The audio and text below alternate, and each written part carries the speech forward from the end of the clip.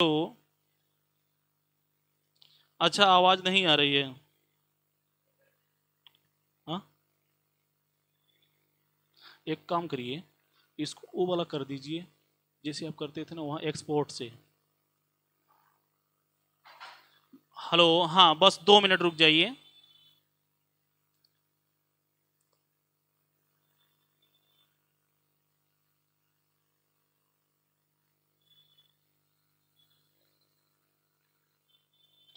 अब आवाज आ रही है? हेलो, हाँ।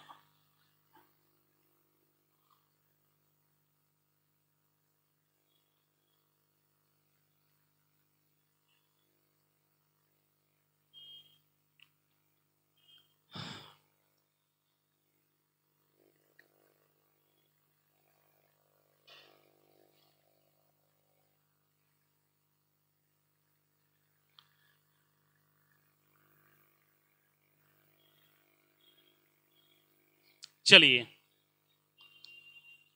अब हाँ आ गई आवाज, ठीक है, बहुत सुंदर। यस, अब आ रही है।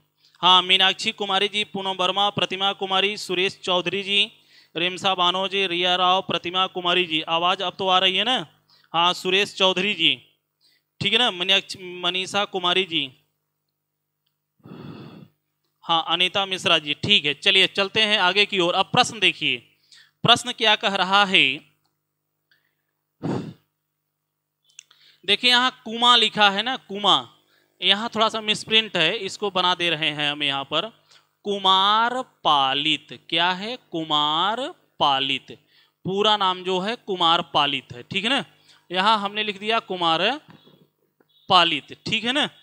अब प्रश्न पूछ रहा है आपसे, क्या प्रश्न पूछ रहा है कि राजा शूद्रक के प्रधान अमात्य का क्या नाम था? अमात्य माने क्या होता है? मंत्री। अमात्य माने मंत्री, मंत्री। तो राजा शूद्रक के मंत्री का क्या नाम था? मंत्री पूछ रहा है। तो देखिए, वैशंपायन होगा कि कुमार पालित होगा कि पुंडरीक होगा कि चंद्रापीड़ होगा? इसका उत्तर दीजिए आप। अब ठीक है ना सुरेश चौधरी जी, कमलेश यादव जी, क्या बात है, बताइए। रिमसा बानो जी, राजा शूद्रक, देखिए ऐसा है कि महाकवि बाण भट्ट ने, महाकवि बाण भट्ट, महाकवि बाण भट्ट ने कादंबरी कथा लिखा है। कादंबरी कथा इन्होंने लिखा है, और कादंबरी कथा में 3 जन्मों का वर्णन है। 3 जन्मों का पूरा पूरा इसमें वर्णन है, ठीक है? 3 जन्मों का वर्णन है कादंबरी कथा में, 3 जन्मों का वर्णन है, ठीक है ना? देखिए, च च सु, चचसु, चचसु, च माने चंद्रमा, च माने चंद्रमा, च माने चंद्रापीड़, चंद्रापीड़, और सु माने शूद्रक, ठीक है? देखिए, च च सु, प्रथम जन्म, द्वितीय जन्म, तृतीय जन्म।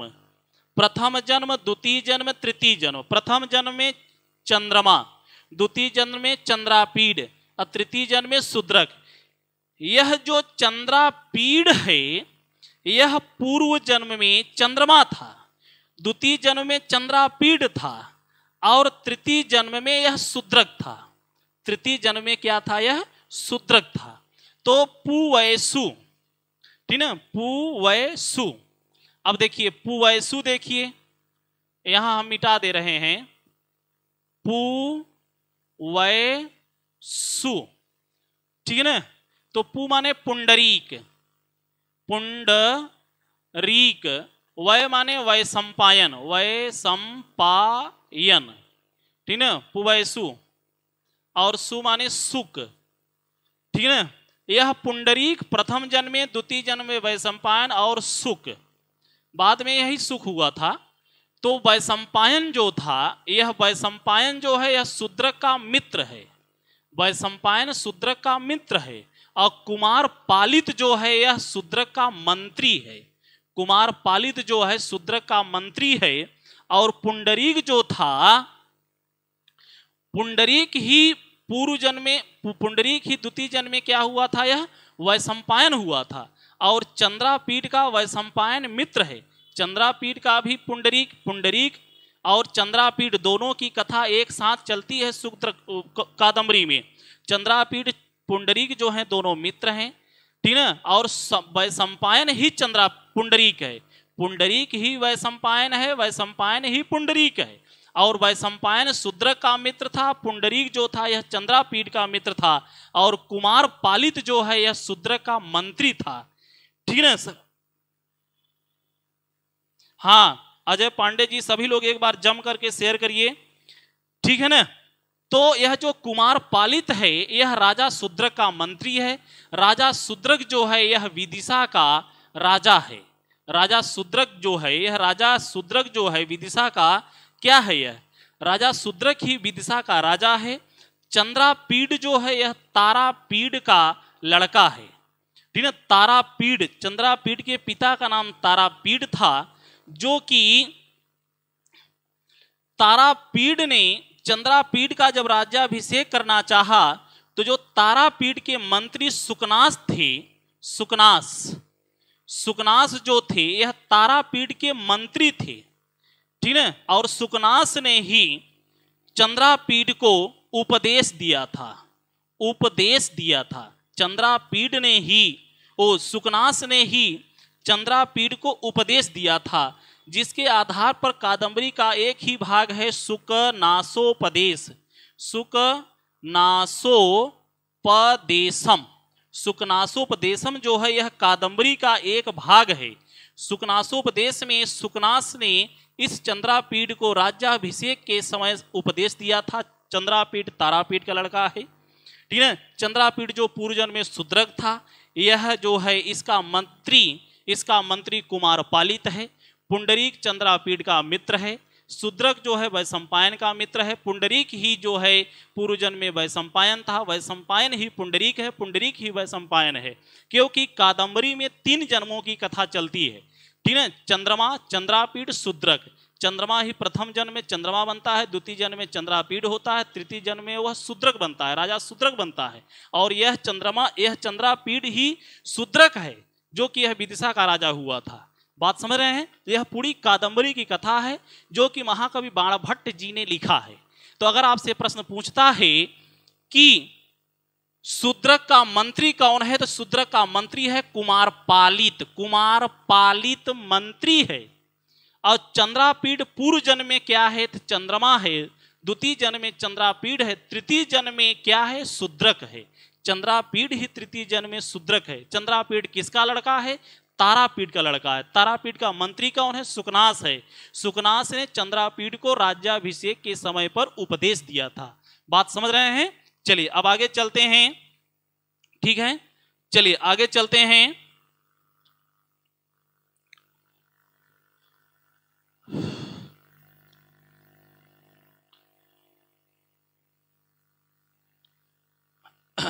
अब प्रसंख्या 2 की बात करते हैं। प्रसंख्या 2 में लिखा हुआ है कि काव्यादर्श किसकी रचना है।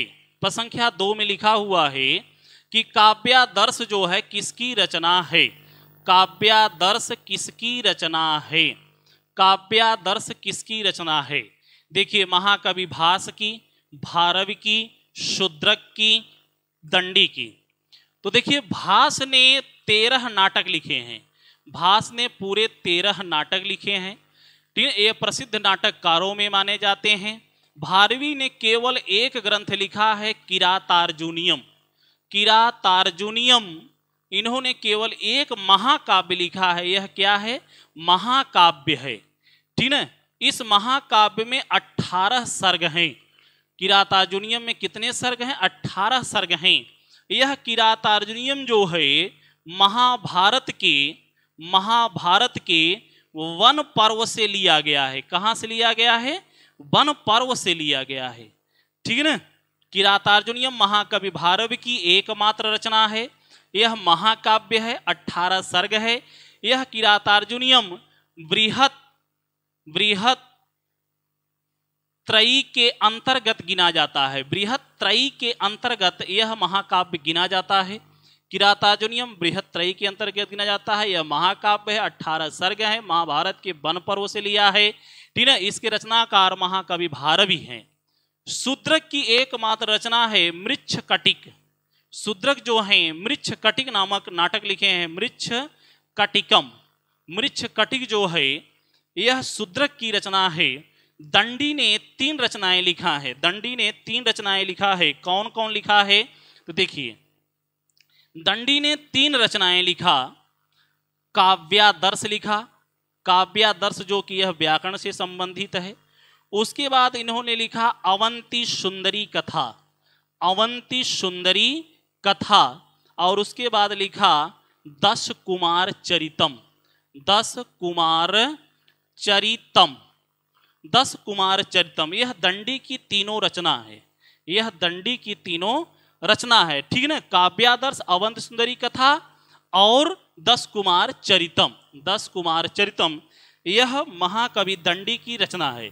तो यहाँ पूछा जा रहा है कि काव्यादर्श किसकी रचना है, तो काव्यादर्श किसकी रचना है, दंडी की रचना है। आप सभी लोग सही बता रहे, रिमसा बानो, पूजा सिंह, कमलेश यादव जी, होमीर श्री हरदेश जी, अक्षय कुमार जी, ठीक है, सही उत्तर बता रहे हैं। ठीक है ना, हाँ, सुरेश चौधरी जी, भास की रचना नहीं है, भारवी की रचना नहीं है, शूद्र की रचना नहीं है। ठीक है, क्या है, दंडी की रचना है काव्यादर्श। इसको आप ऐसे याद कर लीजिएगा, अवंती सुंदरी कथा, 10 कुमार चरितम। कैसे याद करेंगे, इसको याद करने का जुगाड़ हम आपको बता दे रहे हैं। ठीक है ना, देखिए, आती हुई सुंदरी को, आती हुई सुंदरी को, आती हुई सुंदरी को 10 कुमारों ने देखा, 10 कुमारों ने देखा तो दंडी, काव्यादर्श दंडी ने चली आ रही थी तो दंडी ने पहुंचा काव्यादर्श के जो रचनाकार दंडी हैं उनको पहुंचे ले दनादन। 10 कुमारों ने देखा है, यह भवभूति की रचना है। भवभूति ने 3 रचनाएं लिखा, भवभूति ने 3 रचनाएं लिखा। ठीक है ना, देखिए ऐसे इनको याद कर सकते हैं आप, भवभूति मामू, भवभूति मामू, भवभूति मामू, भवभूति मामू। माँ माने मालती माधव, माँ माने मालती माधव, ठीक ना, और माँ माने महावीर चरितम, महावीर चरितम, महावीर चरितम। और मामू ऊ लगा है ना, तो ऊ माने उत्तर राम चरितम, उत्तर राम चरितम। ठीक ना, भवभूति मामू। तो भवभूति की 3 रचनाएं हैं, ठीक ना, मालती माधव, महावीर चरितम और उत्तर राम चरितम। मालती माधव में श्रृंगार रस है, मालती माधव में कौन सा रस है, श्रृंगार रस। महावीर चरितम में वीर रस है। उत्तर रामचरितम जो है यह करुण रस प्रधान नाटक है। उत्तर रामचरितम में कौन सा रस है, करुण रस प्रधान नाटक है। यह उत्तर रामचरितम जो है रामायण के उत्तर कांड से लिया गया है, ठीक है, और इसमें उत्तर रामचरितम में पूरा रामायण कालीन संस्कृति और सभ्यता का पूरा इसमें समाज और संस्कृति का वर्णन किया गया है। तो कहाँ से लिया गया है, रामायण कालीन से, महाभारत पुराण और कालिदास से नहीं लिया गया है। ठीक है ना, माया कुमारी जी, ठीक है, नीतू भरद्वाज जी। चलिए आगे चलते हैं, भवभूति मामू दिमाग में आ गया ना, चलिए आगे चलते हैं।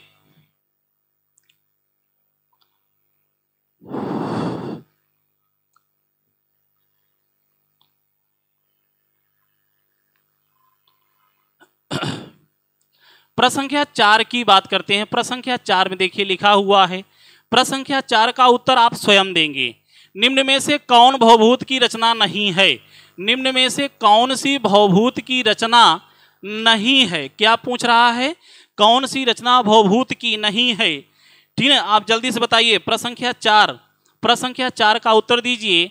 निम्न में से कौन भवभूत की रचना नहीं है, महावीर चरितम, नैषधि चरितम, मालती माधव, उत्तर रामचरितम। अभी मैंने आपसे बताया कि मालती माधव की 3 रचनाएं हैं, मालती माधव भवभूत की 3 रचनाएं हैं। कौन कौन, महावीर चरितम, मालती माधव और उत्तर रामचरितम भवभूति मामू, भवभूति मामू, मामू मा माने मालती माधव, म माने महावीर चरितम, उ माने उत्तर रामचरितम। और जो यह नैषधीय चरितम है यह श्री हर्ष की रचना है।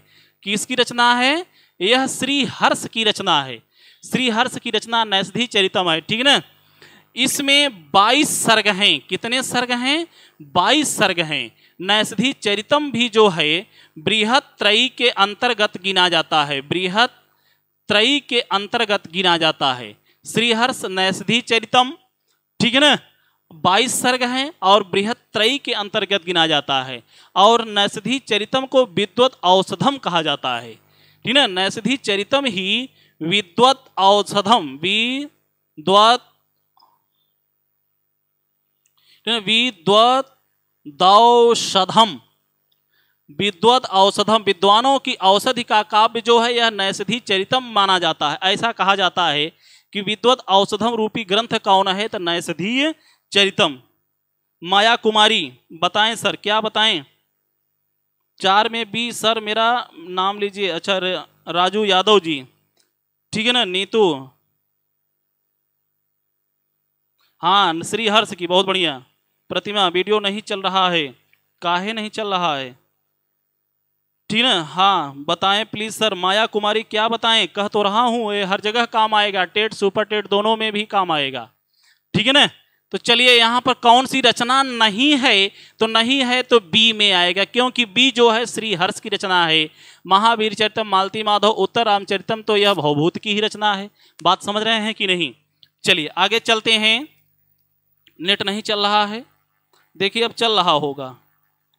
चलिए आगे चलते हैं।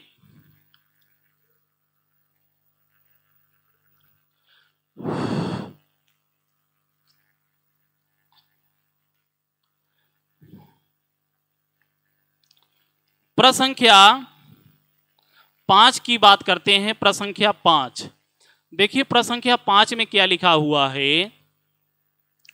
प्रसंख्या 5, प्रसंख्या 5 में लिखा हुआ है कि श्री कृष्ण द्वारा अर्जुन को प्रदत्त गीता का उपदेश महाभारत के किस पर्व में उल्लिखित है? श्री कृष्ण द्वारा अर्जुन को दिया गया गीता का उपदेश महाभारत के किस पर्व में उल्लिखित है? किस पर्व में उल्लिखित है? हाँ, स्त्री पर्व में, विराट पर्व में, शांति पर्व में, भीष्म पर्व में। देखिए स्त्री पर्व में स्त्रियों के दुखों का, स्त्रियों के दुखों का वर्णन किया गया है, दुखों का वर्णन किया गया है, ठीक है ना।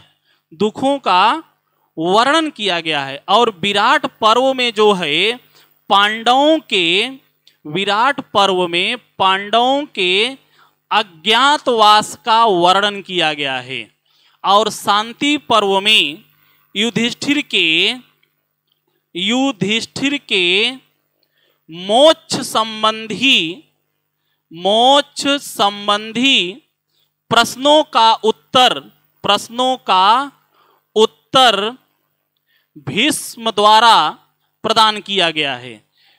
भीष्म पर्व में गीता का वर्णन किया गया है, गीता का वर्णन भीष्म पर्व में किया गया है, ठीक है। भीष्म पर्व में गीता का वर्णन किया गया है। मैंने आपसे कहा कि स्त्री पर्व में स्त्रियों के दुखों का वर्णन किया गया है।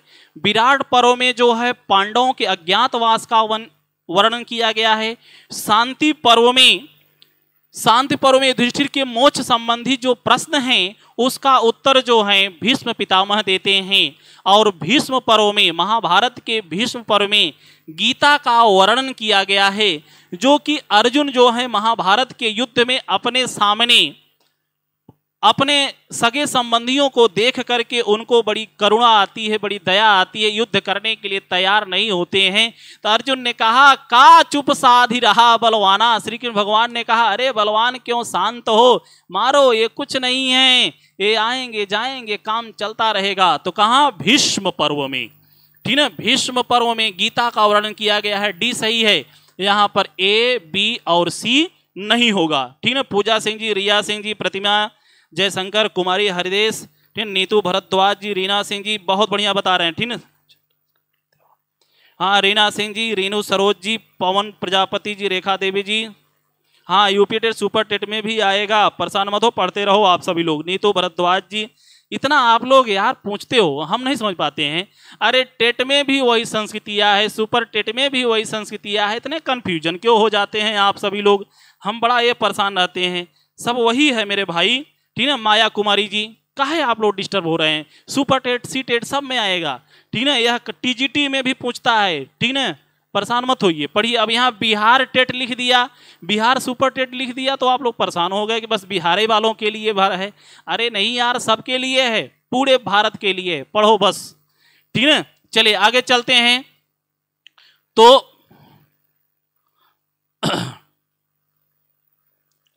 प्रसंख्या 6 की बात करते हैं। ठीक है ना, चलिए प्रसंख्या 6 की बात करते हैं। प्रसंख्या 6 में देखिए क्या लिखा हुआ है। अविमारकम नाटक के प्रणेता कौन हैं? अविमारकम नाटक के प्रणेता कौन हैं? तो देखिए कालिदास के 3 नाटक हैं, कालिदास के 3 नाटक, कालिदास ने 3 नाटक लिखा। ठीक है, मालविकाग्नि मित्रम लिखा, मालविकाग्नि मित्रम नाटक लिखा। ठीक है, उसके बाद विक्रमोर्वशीयम लिखा, विक्रमोर्वशीयम लिखा। फिर उसके बाद अभिज्ञान शाकुंतलम लिखा। कालिदास की ये 3 नाटक हैं, अभिज्ञान शाकुंतलम। ठीक है, तो इन्होंने 3 नाटक लिखा, मालती माधव, विक्रमोर्वशीयम, अभिज्ञान शाकुंतलम। ठीक है, श्रीहर्ष की रचना है नैषधीय चरितम। नैषधीय चरितम जो है, नैषधीय चरितम। ठीक है ना। और भास ने 13 नाटक लिखा। 13 नाटकों में यह अभिमारक नाटक भास का ही, अभिमारकम नाटक जो है यह भास का ही है। किसका है? भास का। शूद्रक ने मृच्छ कटिक नाटक लिखा है। मृच्छ कटिकम नाटक किसका है? तो यह शूद्रक का है। तो भास का अभिमारकम नाटक किसका है? भास का है। कालिदास, श्रीहर्ष और शूद्रक का नहीं है। ठीक है, तो प्रसंख्या 6 का सी होगा। ठीक है, हाँ आंसू शुक्ला जी, नीतू भरद्वाज जी, ठीक है, कमलेश यादव जी, 6 का डी नहीं होगा यार, 6 का सी होगा। ठीक है ना। पवन शर्मा जी, कोमल सिंह जी, नीतू भरद्वाज जी सही बता रहे हैं। रेखा देवी जी, पवन प्रजापति जी, पवन शर्मा जी, बबीता कुशवाहा जी, बहुत सुंदर। चलिए आगे चलते हैं। तो अभिमारकम नाटक के प्रणेता कौन है? भास। कौन है? भास जी हैं। ठीक है ना। अभिमारकम नाटक के प्रणेता कौन है? भास जी हैं। ठीक है ना। भास के 13 नाटक हैं। चलिए आगे चलते हैं। प्रसंख्या 7 की बात करते हैं। प्रसंख्या 7 में देखिए क्या लिखा हुआ है। प्रसंख्या 7 में क्या लिखा हुआ है कि 10 कुमारों के चरित्र का वर्णन, 10 कुमारों के चरित्र का वर्णन किसने किया है? 10 कुमारों के चरित्र का वर्णन किसने किया है? भूषण भट्ट ने किया, दंडी ने किया, सुबंधु ने किया, बाण भट्ट ने किया। किसने किया? अब जल्दी से उत्तर दीजिए, मैं बता चुका हूं आपको। ठीक है सर। माया कुमारी जी जल्दी से बताइए। रीनू कुमारी जी, हाँ कुमारी हृदयेश जी, ठीक है, मनीषा कुमारी जी, कमलेश यादव जी बताइए जल्दी से। रिमसा बानो, प्रतिमा कुमारी, हाँ सद्दाब सिद्दीकी जी। सी फॉर चेन्नई, क्या बात है, सी फॉर कोलकाता। ठीक है, चलिए आगे चलते हैं। रजत जी बताइए जल्दी से। 10 कुमारों के चरित्र का वर्णन क्या है? क्या बात है, बहुत सुंदर। रेणु सरोज जी, पूजा सिंह जी बहुत बढ़िया।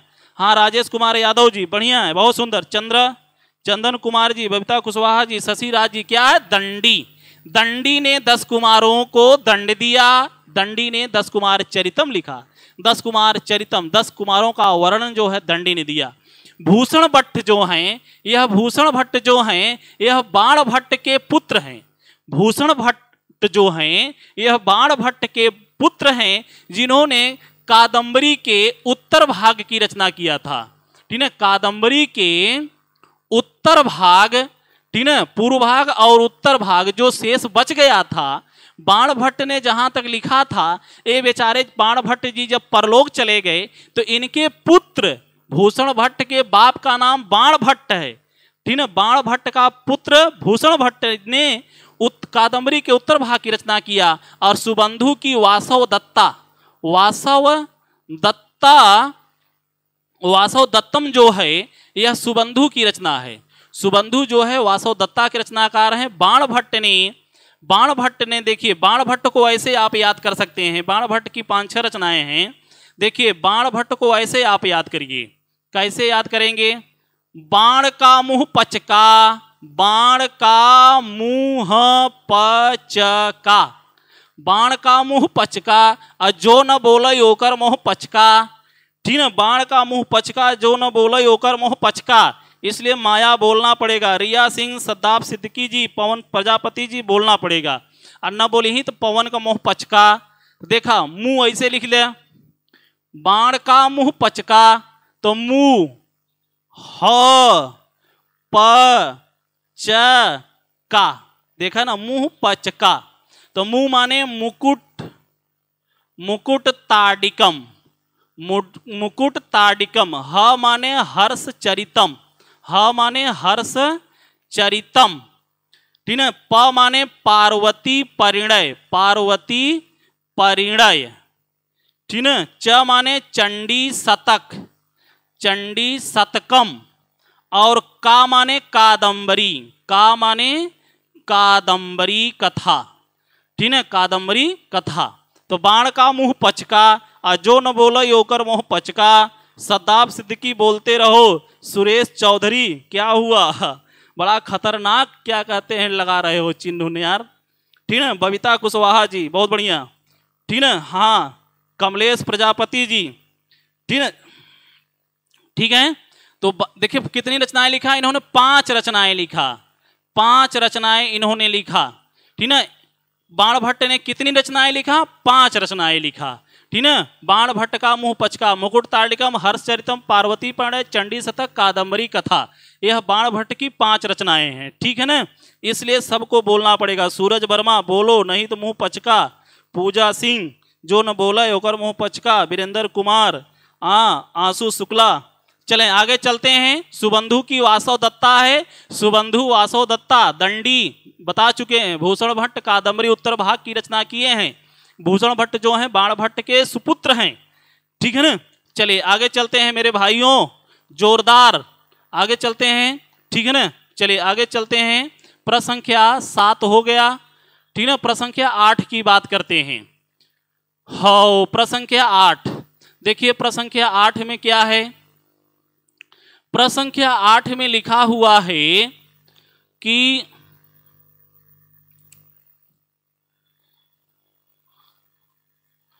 प्रसंख्या 8 में क्या लिखा हुआ है कि माहेश्वर सूत्रों में निम्न में से कौन सा वर्ण सूत्रांत सूत्र के अंत में 2 बार प्रयोग हुआ है? सूत्र के अंत में 2 बार प्रयोग हुआ है। हाँ विक्रम वर्मा जी क्या बात है, कहाँ हैं आप? बहुत बहुत धन्यवाद, ठीक है। हाँ कल्पना कुशवाहा जी, ठीक है ना। अच्छा बबीता कुशवाहा जी, बाद का मुंह पचका, अच्छा ठीक है। कल्पना जी चलिए बोलिए, माहेश्वर सूत्रों में निम्न में से कौन सा वर्ण सूत्र के अंत में 2 बार आया है? सूत्र के अंत में 2 बार आया है, ऐसा वह कौन सा वर्ण है? आप जल्दी से उत्तर दीजिए। ल आया है, च आया है, स आया है, ड़ आया है, कौन आया है? देखिए माहेश्वर सूत्र का जब पहला आप पढ़ेंगे अ ई उ उड़, अ ई उ उड़, एक यहाँ ड़ आया। और जब माहेश्वर सूत्र का 6वां आप पढ़ेंगे लड़ लड़ लड़ पढ़ेंगे, जब 6वां पढ़ेंगे लड़ और पहला पढ़ेंगे अ ई ऊड़, तो देखिए सूत्र के अंत में 2 बार आया है, ड़ यहाँ आया है और लड़ में ड़ आया है, तो ड़ ही 2 बार आया है, ठीक है। क्या बात है। हाँ पवन प्रजापति जी बहुत सुंदर, बबीता कुशवाहा जी बहुत सुंदर, ठीक है। डी क्या होगा? डी होगा। डी आड़ा जो है, जो ड़ है, यह 2 बार आया है, माहेश्वर सूत्र के अंत में 2 बार आया है, ठीक है। ल नहीं आया है, एक ही बार आया है। च भी एक ही पूरे महेश्वर सूत्र में आया है। सभी एक बार ही आया है पूरे महेश्वर सूत्र में। बात समझ रहे हैं? अ इ ऊण लड़ यही 2 बार आया है अंत में, ठीक है ना। हाँ, कमलेश प्रजापति जी, ठीक है। हाँ, क्या लिखे हैं? शंकरी रघुनाथ। सुपर टेट के सारा क्लास होती है क्या इसमें? सुपर टेट की भी क्लास चलती है भाई साहब, ठीक है ना। चलिए आगे चलते हैं। अच्छा, एक चीज और ध्यान दीजिएगा, यहां सूत्रांत लिखा है, सूत्र के अंत में 2 बार आया है। अगर यही पूछ ले कि महेश्वर सूत्र में पहले, सूत्र के पहले, महेश्वर सूत्र के पहले 2 बार कौन वर्ण आया है, तो देखिए आप पढ़ेंगे जब 5वां ह या व र ट, तो ह एक यहां आया है। और जब 14वां महेश्वर सूत्र पढ़ेंगे ह, तो देखिए ह और ह यह पहले 2 बार आया है। पहले 2 बार कौन आया है? ह वर्ण आया है। ध्यान रखिएगा। मान लीजिए अगर पूछ लिया वहां पलट करके कि महेश्वर सूत्र के पहले किन 2 वर्णों का प्रयोग किया गया है, 2 बार कौन आए हैं, तो ह 2 बार आया है। सूत्र के अंत में 2 बार कौन सा वर्ण आया है, तो ड़ आया है। बात समझ रहे हैं? समझ रहे हैं मेरे भाइयों? नहीं समझे? चलिए ठीक है ना। हाँ, ह भी 2 बार आया है, लेकिन कमलेश प्रजापति पहले आया है, पहले आया है। अंत में आया है कमलेश भैया ड़ आया है, ठीक है ना माया कुमारी। हाँ चलिए, बहुत बढ़िया। हाँ विक्रम वर्मा जी, चलिए आगे चलते हैं, ठीक है ना। प्रश्न संख्या 9 की बात करते हैं, ठीक है ना। चलिए आगे चलते हैं। प्रश्न संख्या 9,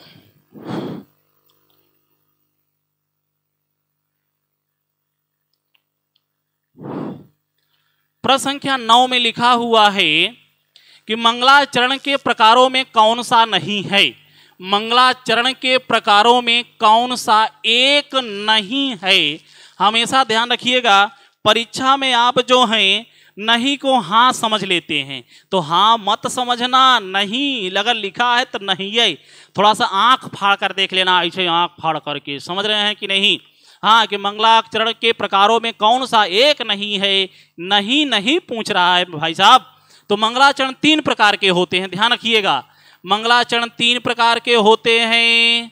आशीर्वादात्मक, आशीर्वादात्मक मंगलाचरण होता है, ठीक है, वादात्मक, और नमस्कारात्मक मंगलाचरण होता है, नमस्कारात्मक मंगलाचरण होता है, और वस्तु निर्देशात्मक मंगलाचरण होता है, वस्तु निर्देशात्मक मंगलाचरण होता है। ये 3 मंगलाचरण होते हैं। तो देखिए, वस्तु निर्देशात्मक, आशीर्वादात्मक, नमस्कारात्मक मंगलाचरण, ये 3 मंगलाचरण होते हैं। उपासनात्मक मंगलाचरण नहीं होता है, ठीक है, उपासनात्मक मंगलाचरण नहीं होता है। मार खाओगे, क्या लिख रहे हो सब, ठीक है। हाँ, क्या होता है कोमल सिंह? डी नहीं होता है, डी नहीं होता है। बाकी ए बी सी यहां पूछ रहा है नहीं, तो नहीं के कारण यहां पर ए बी सी नहीं होगा। क्या नहीं होता? मंगलाचरण क्या नहीं होता? उपासनात्मक नहीं होता है। 3 मंगलाचरण होते हैं, आशीर्वादात्मक, नमस्कारात्मक, वस्तु निर्देशात्मक। तो वस्तु निर्देश, आशीर्वाद, नमस्कारात्मक, ये तो होते ही होते हैं। यहां प्रश्न पूछ रहा है नहीं नहीं नहीं, तो नहीं क्या है? उपासनात्मक नहीं होता है। इसलिए डी इसका आंसर सही होगा। प्रश्न संख्या 9 का डी आंसर सही होगा। पवन प्रजापति जी बहुत बढ़िया, ठीक है। राजू जी, हाँ राजू यादव 9 का ए लिख करके कह रहे हैं मेरा नाम लीजिए, मार खाओगे। हाँ कमलेश यादव जी, ठीक है ना। हाँ लेवनीस का लिखा है, लवनीस खंडेलवाल, हाँ लवनेश खंडेलवाल, क्या लिख रहे हो? चलिए पवन प्रजापति जी बढ़िया लिख रहे हो, अच्छा लिख रहे हो, हमको कुछ फर्क पड़ने वाला नहीं है, मस्ती से पढ़ो। खंडेलवाल, ठीक है ना। हाँ चलिए, हाँ डी नहीं होता है। गणेश, हाँ डी नहीं होता है, ठीक है ना, बहुत बढ़िया। चलिए आगे चलते हैं। सब मोह माया है, क्या बात है। हाँ चलिए, सब मोह माया है। आगे चलते हैं, प्रश्न संख्या 10 की बात करते हैं। प्रश्न संख्या 10, ठीक है, प्रश्न संख्या 10। प्रश्न संख्या 10 में क्या लिखा हुआ है कि सर प्रत्याहार, ठीक है ना। प्रश्न संख्या 10, प्रश्न संख्या 10 की बात करते हैं, ठीक है ना। हाँ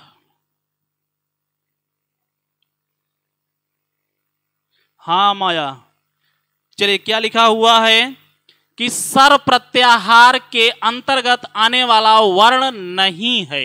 क्या पूछ रहा है कि सर प्रत्याहार के अंतर्गत आने वाला वर्ण नहीं है।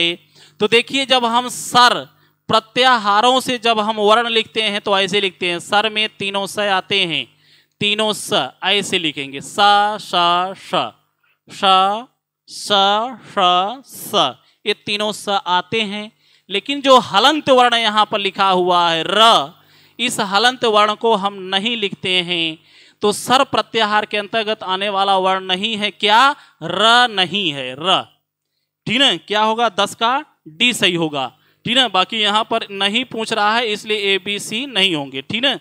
सर प्रत्याहार, ठीक है। हाँ माया कुमारी जी, क्या बात है। हाँ माया तो हर जगह है, ये तो पक्का है कि माया, माया तो हर जगह होती है, ठीक है। देखिए स श श, 3 प्रकार के स हैं। इनको आप कौन सा स बोलते हो, दूसरे को कौन सा स बोलते हो, इसको कौन सा स बोलते हो। देखियो यह कौन सा स है, तालव्य स है। और यह कौन सा स है, मूर्धन्य स है। और यह कौन सा स है, दंत्य स है। ध्यान रखिएगा, इन तीनों स को याद कर लीजिएगा, क्योंकि कभी कभी यह पूछ लेता है, ठीक है ना। हाँ हलंत को नहीं लेते हैं, ठीक है ना। हाँ तालव्य स, मूर्धन्य स और दंत्य स, ध्यान रखिएगा, ठीक है ना। तालु भाग से तालव्य स, दंत स, मूर्धन्य स, इन तीनों स को भी दिमाग में रखिएगा, ठीक है। चलिए आगे चलते हैं, प्रश्न संख्या 11 की बात करते हैं। प्रश्न संख्या 11, प्रश्न संख्या 11 में क्या लिखा हुआ है कि शुद्ध वाक्य का चयन कीजिए। क्या लिखा हुआ है, शुद्ध वाक्य का चयन कीजिए, ठीक है ना। हाँ हाँ गणेश जी, शुद्ध वाक्य का चयन कीजिए। देखिए क्या लिखा है, युवाम आगच्छत। युवाम जो है, त्वम युवाम, त्वम युवाम युष्मद का प्रथम पुरुष का द्विवचन का रूप है। युवाम युष्मद का प्रथम पुरुष का द्विवचन का रूप है, ठीक है ना। लेकिन यहाँ आगच्छत जो है यह बहुवचन का रूप है। आगच्छत जो है, क्रिया जो आगच्छत लगी है, यह बहुवचन का रूप है, इसलिए यह शुद्ध नहीं है। भवान तत्र गच्छन्ति, आप वहाँ जाते हैं, तो यहाँ भवान जो है यह प्रथम पुरुष एक वचन का रूप है और क्रिया जो है बहुवचन की है। जब कर्ता एक वचन का है तो क्रिया भी एक वचन की होगी, कर्ता बहुवचन का होगा तो क्रिया भी बहुवचन की होगी। यहाँ पर होना चाहिए था भवन्तम तत्र गच्छन्ति, भवन्तः तत्र गच्छन्तम, आप सभी लोग वहाँ जाते हैं, इसलिए यह भी गलत होगा। वयम दृश्यामः लिखा है, देखिए दृश्यामः रूप नहीं चलता है। वयम जो है, अहम आवाम वयम, अहम आवाम वयम, यह अस्मद शब्द का प्रथम पुरुष का बहुवचन तो रूप है, उत्तम पुरुष की क्रिया उत्तम पुरुष का है, लेकिन कर्ता उत्तम पुरुष बहुवचन का है, लेकिन जो क्रिया है यह भी उत्तम पुरुष बहुवचन की है, लेकिन यहाँ दृश्यामः लिखा है, इसलिए यह गलत है। क्योंकि जो दृश्य धातु होती है, दृश्य धातु, दृश्य धातु का जो रूप चलता है वह पश्य चलता है, पश्य चलता है, तो इसका रूप चलेगा पश्यामि, पश्यावह, पश्यामः। क्या चलेगा, पश्यामः, पश्यामः। तो वयम पश्यामः यहाँ होना चाहिए था वयम पश्यामः, तब यह सही होता, लेकिन वहाँ लिखा है दृश्यामः, इसलिए यह गलत है, ठीक है ना। तो यहाँ पर ए बी सी गलत हो गया, तो बचा क्या। अब बाकी आप सभी लोग तो समझदार हैं, रीना सिंह जी, सविनाश सिंह जी, गणेश जी, ठीक ना। अब देखिए क्या आया, आसनम अधितिष्ठति आ गया। आसनम अधितिष्ठति क्यों सही है, तो इसको आप देख लीजिए। देखिए एक सूत्र है, एक सूत्र क्या है, अधि सिंग अस्था साम कर्म, अधि सिंग अस्था साम कर्म। अधि सिंह अस्था साम यह सूत्र है, यह कर्म कारक द्वितीय विभक्ति का यह सूत्र है। यह कहता है अधि उपसर्ग है, यह यहाँ क्या है, सिंह धातु है। क्या है, सिंह धातु है, अस्था धातु है, सिंह धातु है, और कौन सी धातु है, अस्था धातु है, और कौन सी धातु है, आस धातु है।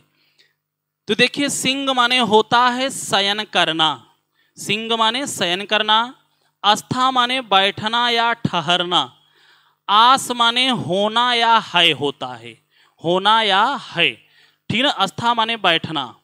सिंह धातु का रूप चलता है सेते सयाते सेरते, सेते सयाते सेरते, और अस्था धातु का रूप चलता है तिष्ठति तिष्ठतः तिष्ठन्ति, ठीक है ना।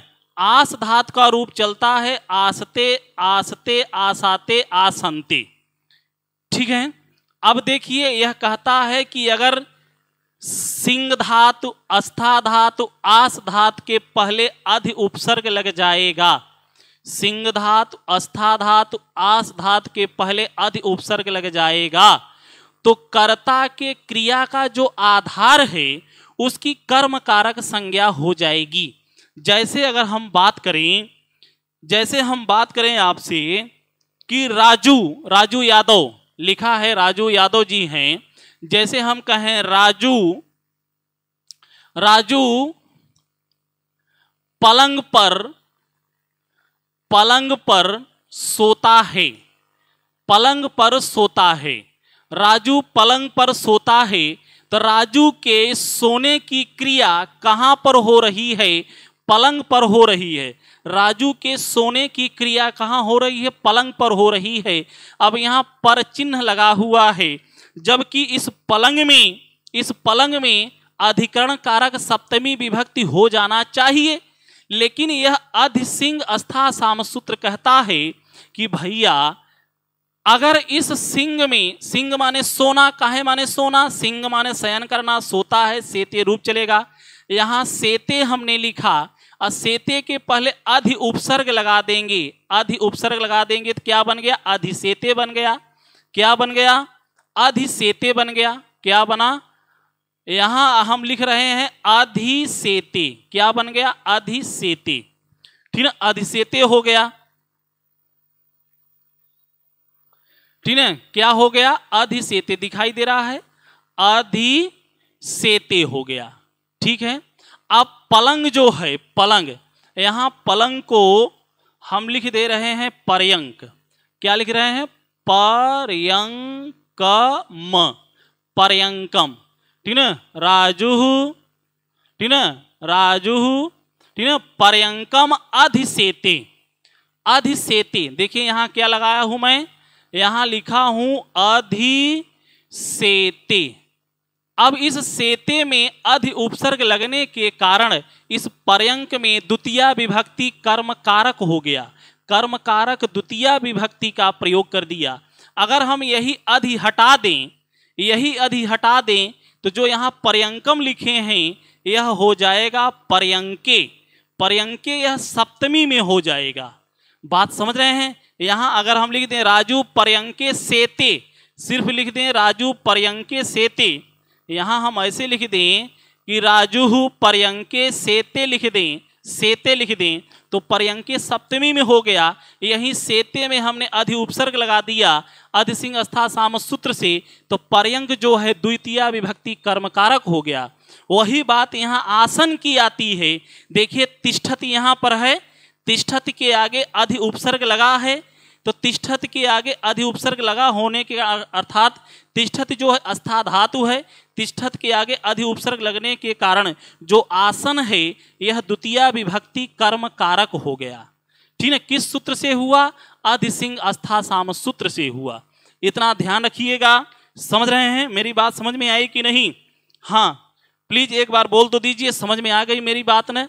अगर आपके सेते में अधि उपसर्ग दिखाई दे, तिष्ठति में अधि उपसर्ग दिखाई दे, अध्यास्ते अगर लिखा हो, अध्यास्ते जैसे अगर हम कहें पूजा घर में रहती है, पूजा सिंह हैं यहाँ पर, नीतू भरद्वाज हैं, माया कुमारी हैं, जैसे हम कहें नीतू माया ठीक है, घर में रहती हैं तो हम ऐसे कह सकते हैं कि नीतु गृहम गृहम गृहम, नीतु गृहम अध्यास्ते, नीतु घर में हैं। ठीक है, अगर अधि हटा दें तो नीतु गृहे आस्ते, ऐसे कर सकते हैं। बात समझ रहे हैं? अधि उपसर्ग के कारण जो है यहाँ पर आसन में द्वितीय विभक्ति का प्रयोग हुआ है। ठीक है, इसलिए 11 नंबर का क्या सही होगा? डी सही होगा। ओके, चलिए आगे चलते हैं।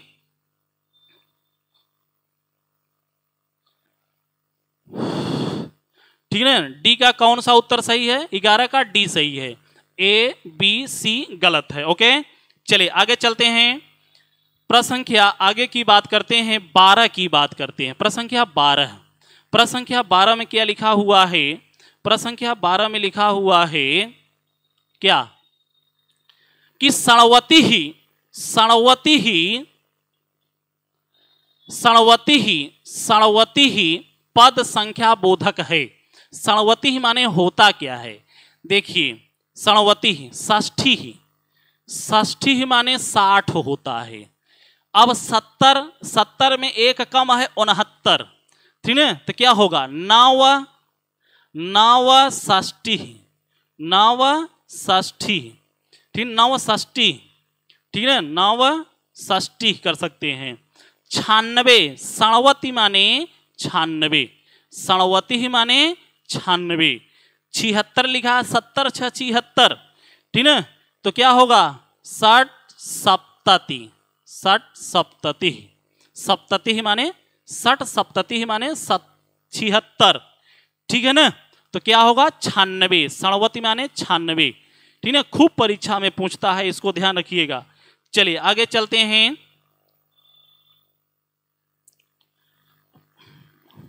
प्रसंख्या 13 की बात करते हैं। प्रसंख्या 13, प्रसंख्या 13 में देखिए क्या लिखा हुआ है। प्रसंख्या 13 में लिखा हुआ है कि चिरात, चिरात शब्द द्योतक है। चिरात शब्द द्योतक है किसका? चिरात शब्द द्योतक है किसका?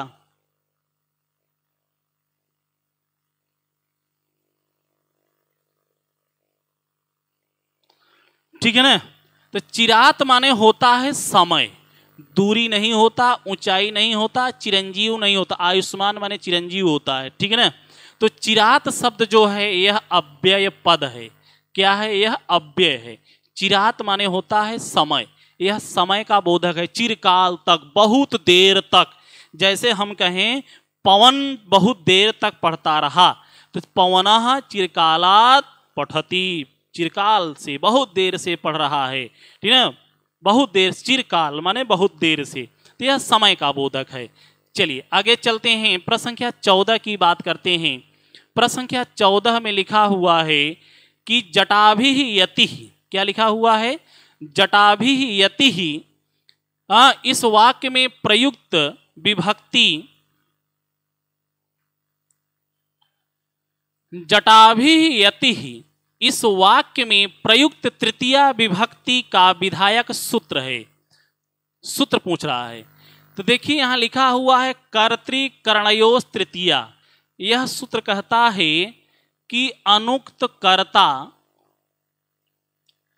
और करण में, करण कारक में, करण कारक में तृतीय विभक्ति का प्रयोग करते हैं। तृतीय विभक्ति का प्रयोग करते हैं। यह कर्तृकरणयोस् तृतीया जो है, यह अनुक्त कर्ता और करण कारक में तृतीय विभक्ति का प्रयोग करता है। जैसे हम कहें कि राम ने रावण को बाण से मारा, राम ने रावण को बाण से मारा, तो रामेण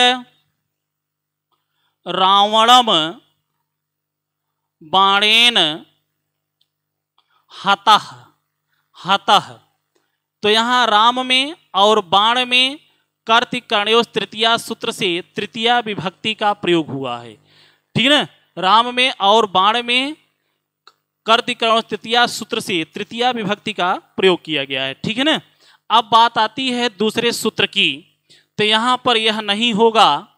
ठीक है, यहाँ ये गलत है।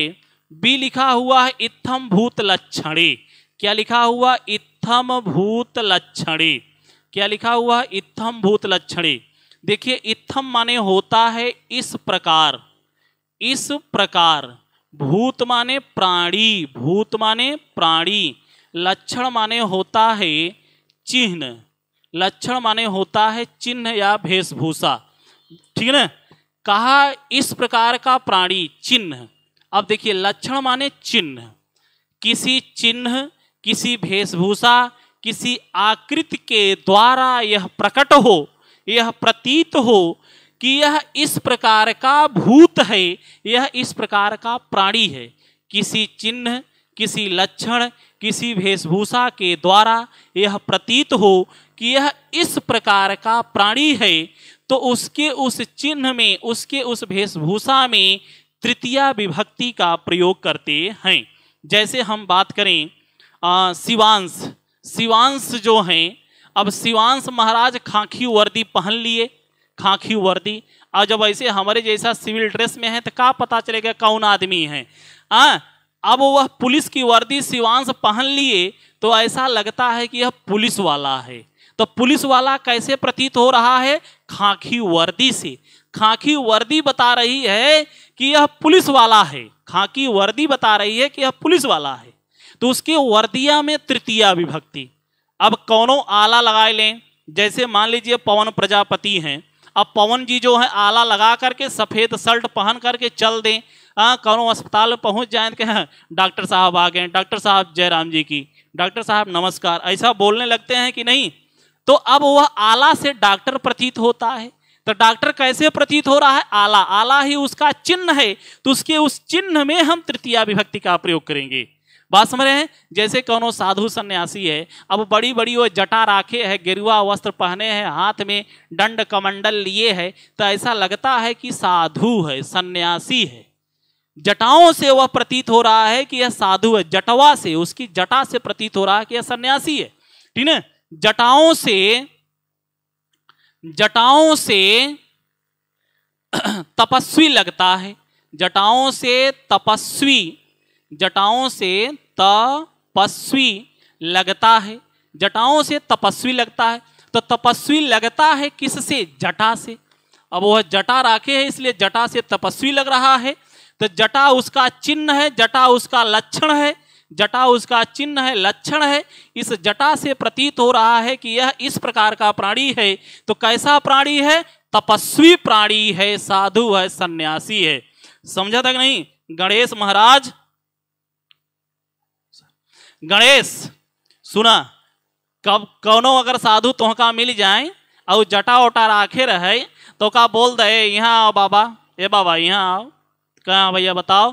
कहे देखो तुम जो जटवा राखे हो ना, ये तुम जटवा से प्रतीत हो रहा है कि तुम सन्यासी हो, और तुम्हारी जटवा में तृतीया विभक्ति है। महर्षि पाणिनि ने एक सूत्र लिखा है, इत्थम भूतलक्षणे, इत्थम भूतलक्षणे, इत्थम भूतलक्षणे। कहा तुम इस जटा के लक्षण से, जटा के चिन्ह से प्रतीत हो रहे हो कि तुम इस प्रकार के भूत हो, इस प्रकार के प्राणी हो। तो गरमाए जाए, अब हम मारे लगा गणेश तो नशा उतर जाए। हट, कहे बाबा हमको काहे मारोगे? पाणिनि ने बताया है इत्थम भूत लक्षण से तुम साधु लग रहे हो, बाकी तो बाकी क्या हो भगवान जानते हैं। ठीक ना गणेश, बात समझ में आ गई ना? तो जटाओं से, अब देखा जटा जो है, जटा स्त्रीलिंग है। अब एक जटा तो है नहीं, ढेर सारी जटाएं हैं, ढेर सारी जटाएं हैं। तो तृतीया बहुवचन का प्रयोग करेंगे। रमा की तरह रूप चलेगा, रमा रमा, रमया रमाभ्याम रमाभि, जटया जटाभ्याम जटाभि। क्या होगा? जटाभि।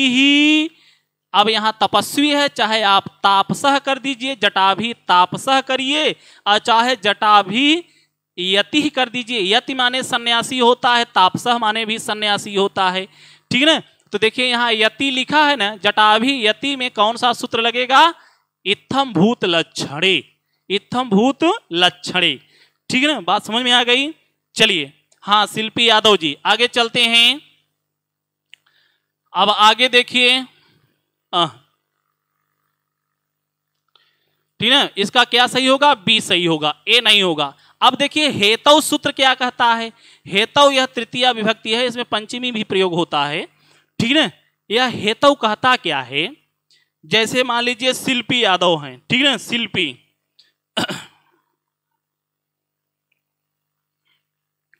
अच्छा, जैसे शिल्पी हैं, शिल्पी शिल्पी इलाहाबाद में रहती है। काहे रहती है शिल्पी इलाहाबाद में? पढ़ने के कारण, अध्ययन के कारण शिल्पी इलाहाबाद में निवास करती है। शिल्पी अध्ययन के कारण इलाहाबाद में रहती है। तो इलाहाबाद में शिल्पी का रहने का कारण क्या है? अध्ययन, पढ़ना, पढ़ाई। तो शिल्पी के पढ़ैया में तृतीया, बात समझ रहे हैं? जैसे वह अध्ययन, वह अध्ययन के कारण, ठीक है, प्रयाग में रहता है, प्रयाग में निवास करता है। तो किसके कारण? अध्ययन के कारण रहता है। तो इस अध्ययन में तृतीया हो जाएगी। तो सह अध्ययनेन प्रयागे, प्रयाग में निवसति, निवास करता है। वह अध्ययन के कारण प्रयाग में निवास करता है। अब वह की जगह यहाँ शिल्पी लिख दीजिए, तो शिल्पी अध्ययन के कारण प्रयाग में निवास करती है। बात समझ रहे हैं माया कुमारी? हाँ, रीना सिंह जी। चलिए इसी के कारण अब और हम बताएं आपको उदाहरण। इसमें पुण्य के कारण हरि दिखाई दिए। हमने कहा पुण्य के कारण, पुण्य के कारण हरि, ठीक है, पुण्य के कारण हरि दिखाई दिए, दिखाई दिए। तो हरि दिखाई दिए किसके कारण? पुण्य के कारण। तो इस पुण्य में तृतीया हो जाएगी पुण्येन हरि ही दृष्टः, ठीक है, हरि ही दृष्टः, ठीक है, पुण्येन हरि ही दृष्टः, पुण्य के कारण हरि दिखाई दिए। तो जिस कारण से कोई क्रिया हो रही हो तो वहां हेतव सूत्र से, हेतव सूत्र से तृतीया विभक्ति का प्रयोग करते हैं। बात समझ रहे हैं? चलिए अब चौथा सूत्र बचा हुआ है आपका सहयुक्ते प्रधाने, सहयुक्ते प्रधाने। यहां पर अव्यय पद हैं, 4 पद हैं। सहसाकम समम सार्धम योगे तृतीया, योगे तृतीया। सहसाकम समम सार्धम योगे तृतीया। सहसाकम समम सार्धम योगे तृतीया। सहयुक्ते प्रधाने, सहयुक्ते प्रधाने। कहा सह के योग में अप्रधान कारक में तृतीया विभक्ति होती है। सह के योग में अप्रधान कारक में तृतीया विभक्ति का प्रयोग करते हैं, ठीक है। सह युक्ते, युक्ते माने योग में, सह, सह युक्ते माने योग में, सह के योग में अप्रधान कारक में तृतीया विभक्ति का प्रयोग करते हैं। देखिए ये सह माने, साकम माने, समम माने, सार्धम माने, यह चारों माने साथ होता है। सह माने साथ, साकम माने साथ, समम माने साथ, सार्धम माने साथ। ये चारों अव्यय हैं, इन चारों माने साथ होता है, ध्यान रखना। सह माने साथ, साकम माने साथ, समम माने साथ, सार्धम माने साथ, ठीक है। जैसे हम कहें यहाँ पर कि राम के साथ, राम के साथ सीता वन गई, राम के साथ सीता वन गई, राम के साथ सीता वन गई। तो सीता वन गई किसके साथ? राम के साथ। तो राम में तृतीया रामेण। अब सह माने साथ, सीता वनम, सीता वनम गतः, ठीक है ना, वनम गतः कर दीजिए आप, ठीक है ना, वनम गतः या अगच्छत, राम के साथ सीता वन गई। तो यहाँ सह के कारण जो है, देखिए सह के कारण राम में तृतीया, जहां भी आपको सह मिल जाए वहां समझ लेना कि सहयुक्ते अप्रधाने सूत्र लगा हुआ है, ठीक है ना। बबीता कुशवाहा, जैसे बबीता अपनी मम्मी के साथ बाजार जाती है, बबीता सुन रही हो मेरी बात ना, जैसे बबीता तुम जब अपनी मम्मी के साथ बाजार जाना तो कह देना, देखो मम्मी हम तुम्हारे साथ बाजार चल रही हैं, इसलिए आप में तृतीया होगी। तो मम्मी कहेगा हमारे साथ चलो, नहीं मारे लगेंगे अभी सीधे सीधे, चलो बड़ा तुम्हारा सूत्र चल रहा है, बहुत तो संस्कृत का सूत्र बोलती हो, समझ रही हो ना बबीता। आशीष पांडे, आशीष भैया जैसे मान लीजिए आप वो जिसके साथ जा रहे हो तो बोल देना, देखो मैं तुम्हारे साथ चल रहा हूं, इसलिए तुम 3 नंबर के आदमी हो, तृतीया विभक्ति हो, सहयुक्ते प्रधाने सूत्र लगा हुआ है, समझ लेना, ठीक है ना।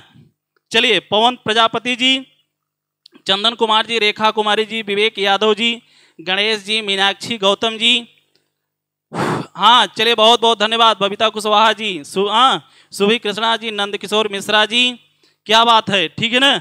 अजय कुमार जी, नंद किशोर भैया, जैसे मान ले आप जेहू के साथ जाए तो बताए दे कि हम तुम्हारे साथ चले, तुम 3 नंबर के आदमी हो, ठीक है ना। किस सूत्र से, सहयुक्ते प्रधाने से। आप जिसके साथ जाओ बस उसको आप एक बार बता देना कि तुम 3 नंबर के आदमी हो, ठीक है ना, ठीक है ना। हाँ शिल्पी यादव जी, तो आज इतना ही मेरे भाइयों, क्योंकि 14 क्वेश्चन को बताते बताते 1 घंटा बीत गया, पता नहीं चला। आप सभी लोगों को बहुत बहुत धन्यवाद, जोरदार कमेंट लिखिएगा और चंद्रा इंस्टीट्यूट के यूट्यूब चैनल को लाइक और सब्सक्राइब कीजिएगा।